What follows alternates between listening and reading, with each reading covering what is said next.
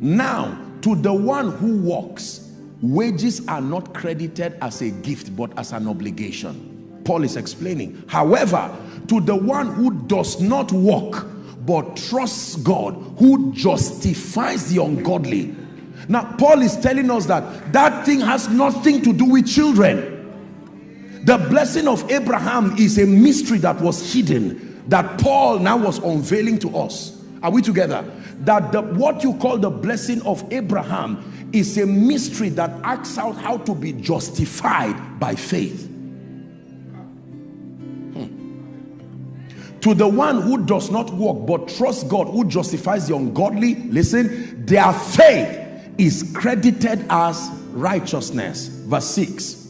However, David said the same thing when he spoke of the blessedness of the one who God credits righteousness apart from work. 7 now, he said, blessed are those whose transgressions are forgiven and whose sins are covered. Final verse. Blessed is the one whose sin the Lord will never count against them. So look up. What was he discussing in that whole conversation? Just help those under the anointing. Now look at this. He's saying, Paul is teaching us that the issue of stars, the issue of children as your whatever it is, to the carnal man, he's just looking at the story. But Paul is saying there is a deeper mystery in that story. And if all you look at is the story, then you've not gotten the revelation.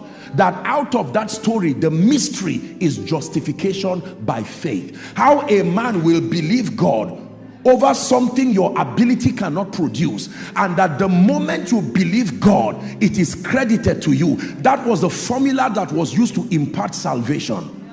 So a message comes to believers, and even though we do not, it looks impossible, we believe and we receive the blessing of Abraham. So the blessing of Abraham is not cars, it's not houses, it is justification by faith.